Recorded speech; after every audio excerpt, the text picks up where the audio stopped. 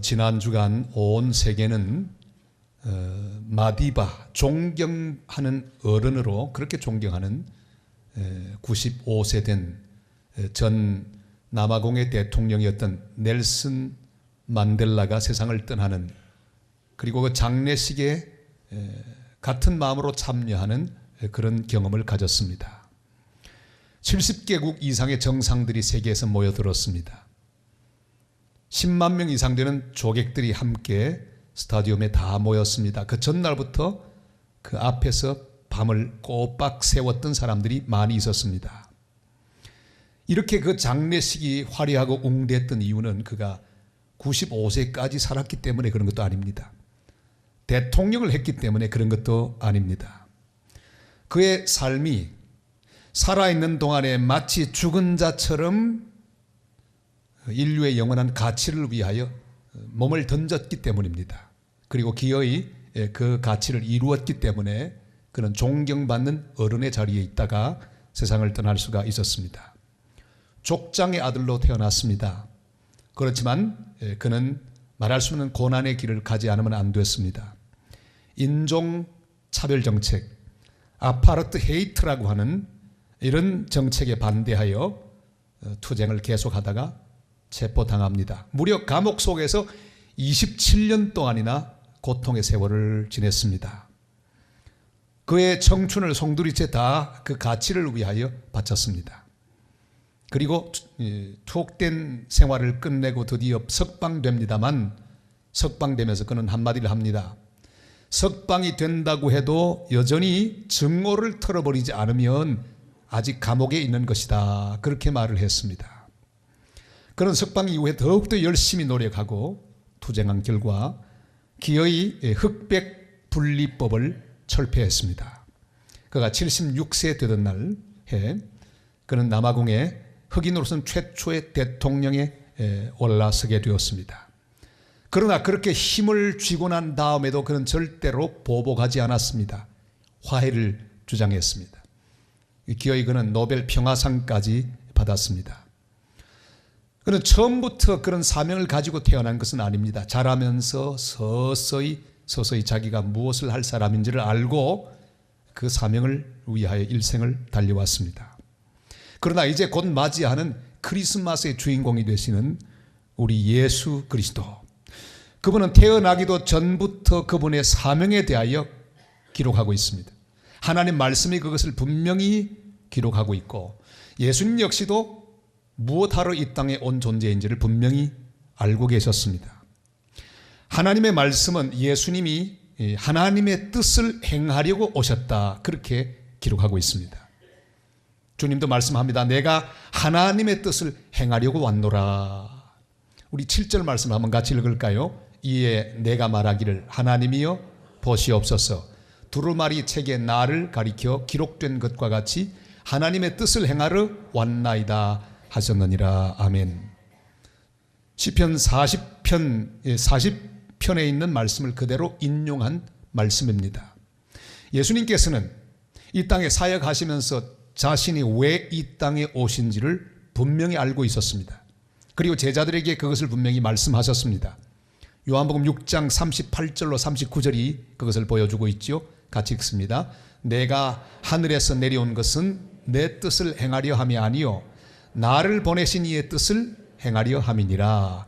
나를 보내신 이의 뜻은 내게 주신 자 중에 내가 하나도 잃어버리지 아니하고 마지막 날에 다시 살리는 이것이니라. 아멘. 바로 예수님의 사명이 무엇입니까? 그 바로 하나님의 뜻을 위하여 이 땅에 왔는데, 그 하나님 뜻은 죄와 사망 가운데 있는 자들을 살리는 것, 다시 말하면 사람들을 살리기 위하여 자신이 이 땅에 왔고 또 살리기 위하여 죽는다고 하는 사실을 분명히 주님은 알고 계셨습니다. 예수님이 이 땅에 오시기 전에 구약시대 사람들은 죄를 씻는 길이 하나밖에는 없었습니다. 송아지나 염소나 다른 양 같은 제물의 피를 통해서 하나님 앞에 나갈 수가 있었습니다. 수많은 양과 수많은 염소와 송아지의 피들이 뿌려졌습니다.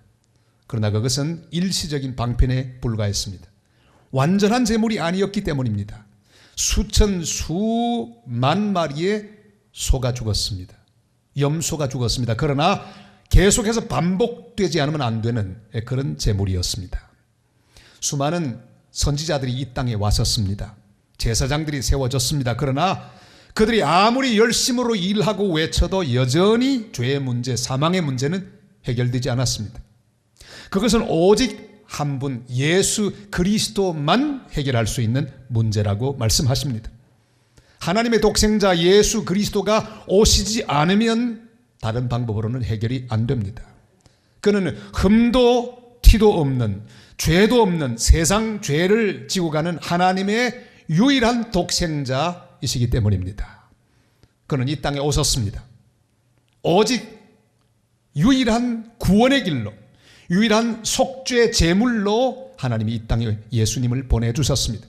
그리고 이 땅에 오셨고 몸을 단번에 하나님 앞에 피 흘리고 제물로 바쳐 드림으로 하나님의 뜻을 이루셨습니다. 그는 여러 번 드린 게 아닙니다. 딱 한 번, 단번에 드리심으로 하나님의 뜻을 이루셨습니다. 우리 10절 말씀을 읽으실까요? 이 뜻을 따라 예수 그리스도의 몸을 단번에 드리심으로 말미암아 우리가 거룩함을 얻었노라. 아멘. 인류 역사에 수많은 위인들이 있었습니다. 수많은 좋은 일을 했습니다. 넬슨 만델라 같은 훌륭한 정치가도 있었습니다. 철학가들도 있었습니다. 학자도 있었습니다. 그러나 그들의 업적이 아무리 찬란하고 위대해도 그저 한 사람의 업적이 지나지 않습니다. 인류에게 약간의 도움을 주었을 뿐입니다. 그러나 오직 예수 그리스도만이 인간의 죄의 문제, 죽음의 문제, 구속의 문제를 해결할 수 있습니다. 오직 예수님만이 해답이 있습니다. 그래서 하나님은 예수 그리스도를 이 땅에 유일한 해답으로 보내셨습니다. 주님은 그 사실을 아시고 단 한 번 자신을 온전한 제물로 하나님 앞에 드리심으로 우리를 영원토록 죄와 사망에서 구출해 주셨습니다. 구원해 주셨습니다. 그것을 오늘 우리가 믿고 또 하나님께 경배드리고 있습니다. 그래서 크리스마스는 기쁨과 소망의 절기입니다. 바로 그분, 오직 한 분, 하나님이 택하신 유일한 제물 예수 그리스도가 우리를 구원하기 위하여 십자가에 자신을 드리며 죽으시기 위하여 태어나신 날이기 때문입니다. 베드로전서 3장 18절 이렇게 말씀하지요. 우리 다 같이요. 그리스도께서도 단번에 죄를 위하여 죽으사 의인으로서 불의한 자를 대신하셨으니 이는 우리를 하나님 앞으로 인도하려 하심이라. 육체로는 죽임을 당하시고 영으로는 살리심을 받으셨으니 아멘. 우리는 다 자식을 키워본 경험이 있습니다. 아이가 돌이 되면 돌잡이라고 하는 걸 합니다. 대단히 재미있습니다.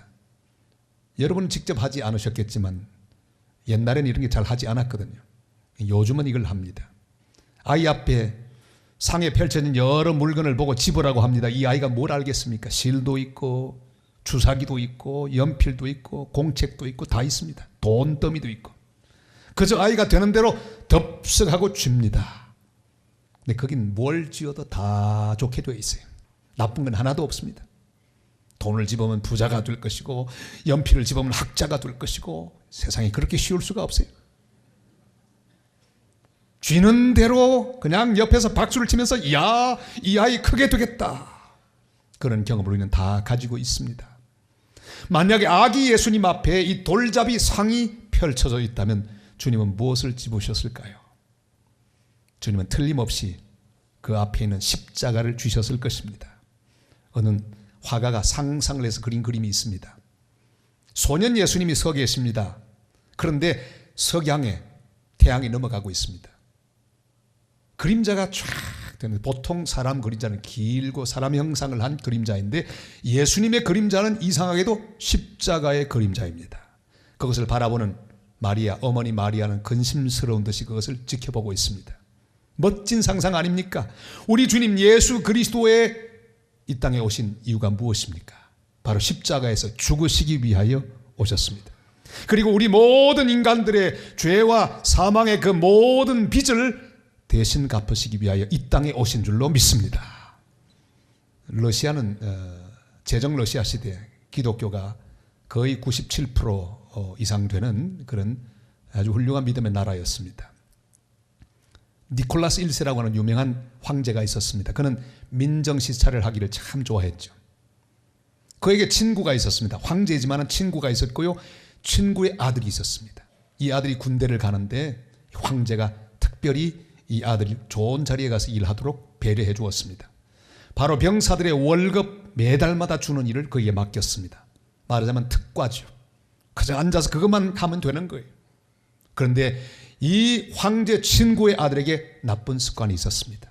노름을 좋아했습니다. 도박을 좋아했습니다. 도박을 하다 보니까 자기 돈 말고 거기 자기가 맡고 있는 공금까지 손을 대고 말았어요. 드디어 황제의 특사가 회장부를 검사하러 온다고 하는 전가를 받고 그는 고민합니다. 아무리 장부를 맞추어 봐도 맞을 리가 없습니다. 괴롭습니다. 그는 큰 종이를 내어놓고 자기가 갚아야 할 돈을 쭉 씁니다. 액수를 딱 해보니까 도저히 아무도 갚을 수 없는 액수예요. 그는 그 밑에다가 이렇게 고민하면서입니다. 누가 이 빚을 갚아줄까? 그리고는 권총을 끄집어냅니다. 그리고 권총 자살을 하려고 이렇게 물끄러미 바라보고 있다가 깜빡 잠이 들고 말았어요. 니콜라스 1세가 순방을 하다가 그 방에 들어왔습니다. 그리고는 바로 얼굴을 보는 대로 자기 친구의 아들인 것을 알았습니다. 책상 위에 보니까 누가 이 빚을 갚을 수 있을까? 고민하는 친구 아들의 그 글을 보고 조용히 자기 사인을 했습니다. 니콜라스. 청년이 벌떡 정신을 차리고 죽으려다 보니까 웬 글이 있습니다. 누군가 거기다 뭘 쓰고 갔습니다. 사인입니다. 확인해 보니까 그것은 바로 황제의 사인인 걸 알았습니다. 아침이 됩니다. 바로 관리한 사람이 돈을 가지고 왔는데 그 엄청난 빚을 모두 갚아주었습니다. 이 청년은 너무너무 기뻐합니다. 기쁨에 들뜨습니다. 이것이 바로 크리스마스의 기쁨입니다. 우리는 우리의 힘으로 죄와 사망과 저주의 값을 지불할 능력이 없습니다. 그런데 하나님께서 내가 대신 갚아준다고 하나님의 말씀에 약속하고 기록하셨고 그 약속을 따라 독생자 예수 그리스도가 모든 죄와 사망과 저주의 빚을 갚기 위하여 이 땅에 오셔서 피 흘리고 십자가에 돌아가신 것을 축하하는 그런 절기이기 때문에 우리는 참으로 주 안에서 이 절기를 기쁨으로 보내게 되었습니다. 여러분, 이번 크리스마스는 절망의 잠과 슬픔의 잠에서 깨어서 모든 죄와 사망과 저주의 값을 대신 갚아주기 위하여 오신 예수 그리스도로 인하여 참으로 기뻐하는 복된 크리스마스, 기쁨의 크리스마스, 메리 크리스마스가 되시기를 주의 이름으로 축원합니다.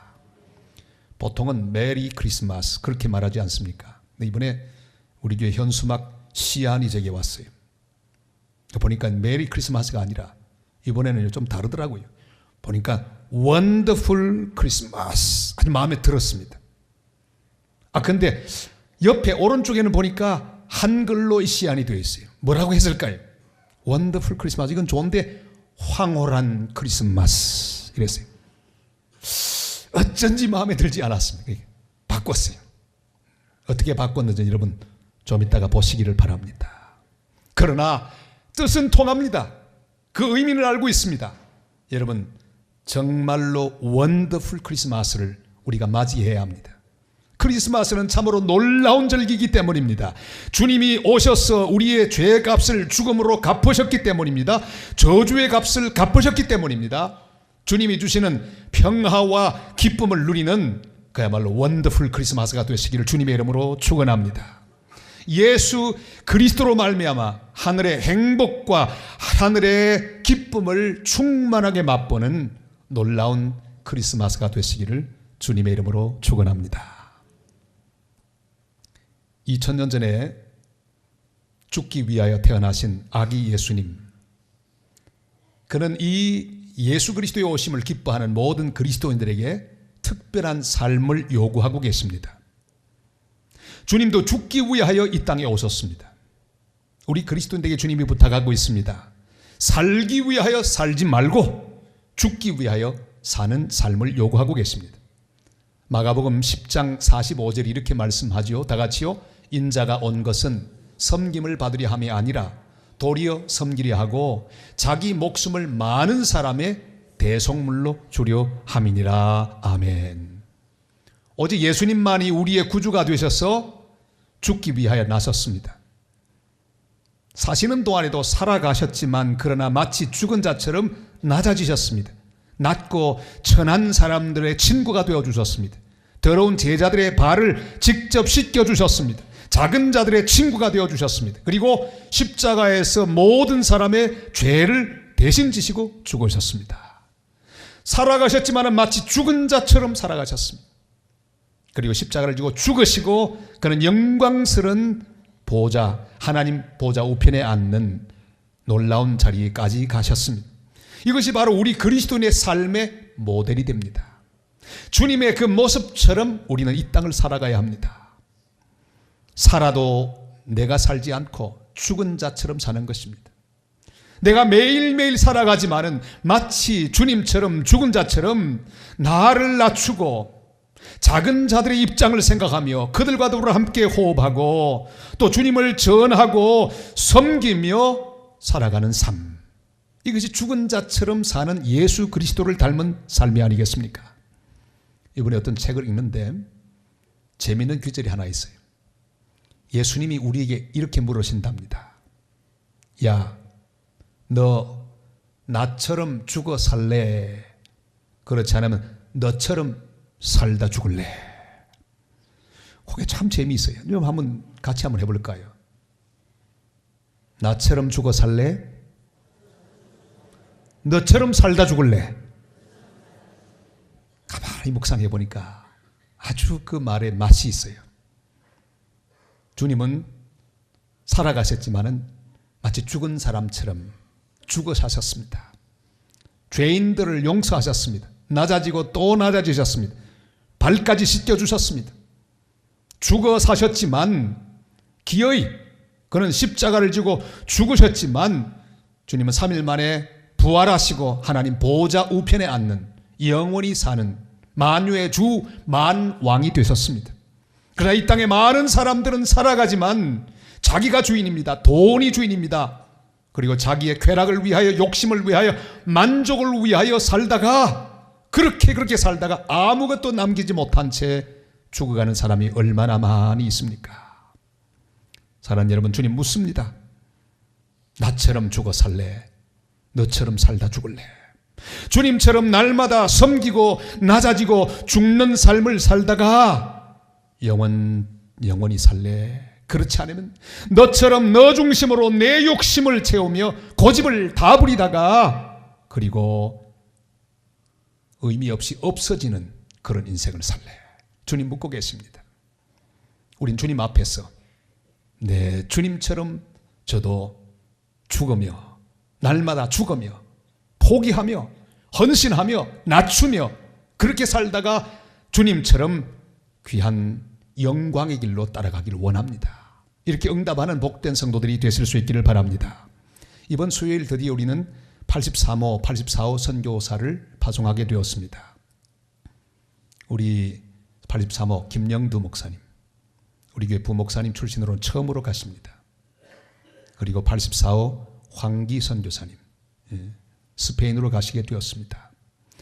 여러분, 이들은 불편한 길, 힘든 길, 낮아지는 길로 선택하시며 이제 출발하십니다.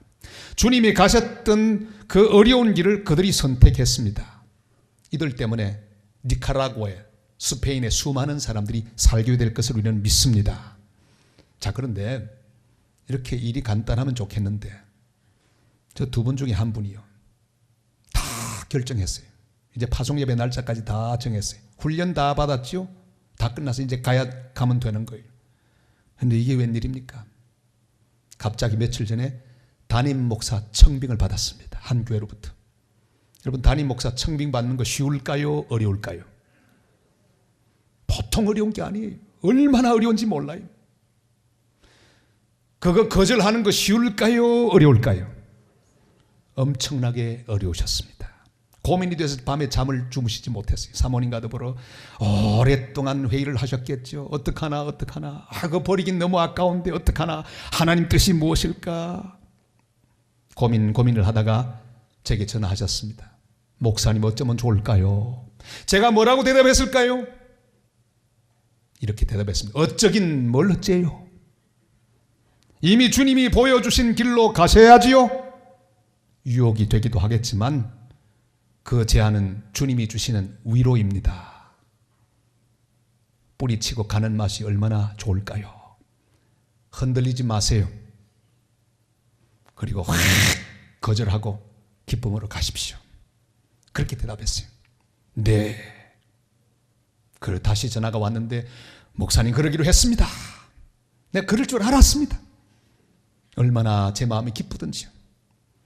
여러분, 십자가의 길은 그렇습니다. 내게 유리한 길이 열리더라도 그 길로 가는 게 아니라 주님이 가라고 하는 어려운 길, 힘든 길로 결단하고 걸음을 옮기는 것, 이것이 영광의 길이요 그리스도의 놀라운 승리인 줄을 우리는 믿습니다. 사랑하는 성도 여러분, 주님과 함께 섬기는 길, 낮아지는 길, 좀 손해보는 길을 선택하실 수 있기를 바랍니다. 두 길이 동시에 주어졌을 때 주님 앞에 기도하세요. 주님, 어느 길로 갈까요? 주님이 특별하게 말씀하지 않거든 제가 답을 가르쳐 드릴게요. 저를 따라 하실까요? 조금 손해보는 길로. 왜 크게 안 하세요?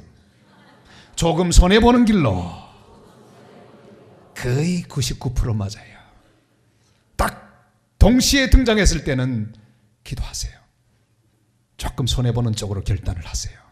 거의 맞도록 되어 있습니다. 사랑하는 성도 여러분, 주님의 죽음으로 우리가 살았으니 우리도 마땅히 주님과 함께 내 욕심을 포기하고 내 고집과 내 만족, 내 안위를 포기하고 주님이 가셨던 십자가의 길로 잘 가시기를 바랍니다. 힘들어도 우리는 주의 복음을 전해야 합니다. 땅끝까지 선교해야 합니다. 어려워도 선교해야 합니다. 주님처럼 낮아지고 섬겨야 합니다. 주님처럼 죽은 자처럼 사는 것도 중요하지만 우리의 마지막 목표가 하나님의 뜻을 이루며 잘 죽고 잘 드리는 삶을 살아야 합니다. 주님은 살았어도 죽으신 분처럼 그렇게 사셨습니다. 근데 마지막은 기어이 십자가에 자신의 몸을 완전히 들이심으로 죽음의 길을 가셨고 기어이 그 길을 통해 놀라운 영광을 얻으셨습니다. 전에 캄보디아에 여행을 갔습니다. 캄보디아에 가면요 톤레삽이라고 하는 호수가 있습니다. 바로 이 호수인데 참 아름답습니다. 배를 탔어. 배를 탔는데 캄보디아에 있는 아이들은 거의 한국말을 몇 마디씩 하더라고요. 배를 딱 타는데 그 배 안에 소년 배사공이 있고요. 이 배사공은요 한국말 좀 하더라고요. 딱 타니까 어서 오세요 이렇게 하지 않고 딱 저를 보더니 내리세요 그래요. 아니 이게 무슨 말이? 아마 이 친구는 말을 반밖에 못 배운 것 같아요. 앉았습니다. 뭐라고 말하는데 반은 알아듣겠고 반은 못 알아듣겠어요. 다 갔는데 뭐라고 또 했을까요? 내릴 때가 되니까 내리세요 그래요. 이 사람 보니까 탈 때도 내리세요, 내릴 때도 내리세요. 그 하나밖에 못 배운 것 같아요. 제가 이야기했습니다. 얘야, 탈 때는 탈 때요라고 말해, 타십시오 말해야지 왜 내리세요 그래. 그 말은 자기 모른대요. 근데 갑자기 제 마음속에 감동이 있었습니다. 그리고 수첩을 꺼내들고 끄적거렸습니다. 제목, 내리세요. 이렇게 썼습니다. 탈 때도 내리세요, 내릴 때도 내리세요. 한 가지 말밖에 못 배웠구나. 얘야, 탈 때는 타세요 해야지. 아니에요. 그건 몰라도 돼요. 내리는 게 중요해요. 내리기 위해 타는 것 아니에요? 타실 때는 곧 내릴 준비를 해야 되잖아요. 인생도 그런 거예요.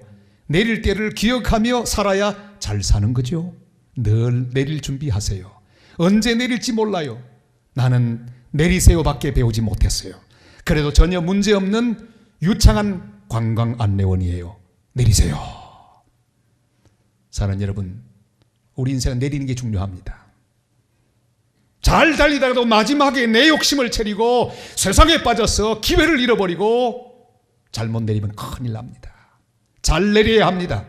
우리 주님처럼 이 땅에 살면서 마치 죽은 자처럼 살다가 마지막 순간에 십자가에 자신의 몸을 들임으로 수많은 사람을 살리는 놀라운 결단을 하고 온전한 죽음으로 하나님 앞에 드릴 때 우리의 인생은 아름다운 인생이 될 줄로 믿습니다. 사랑하는 성도 여러분, 우리도 주님처럼 잘 죽기 위하여 태어난 존재들입니다. 하나님의 뜻을 이루기 위해 내가 죽지 않으면 곤란합니다. 주님처럼 사랑하며 섬기며 이 땅을 살아가다가 주님처럼 우리의 이웃을 살리기 위하여 우리의 삶을 드리고 시간을 드리고 물질을 드리며 살다가 가장 귀하게 주님을 따르기로 결심하는 복된 크리스마스를 맞이하는 귀한 성도들 되시기를 주님의 이름으로 축복합니다.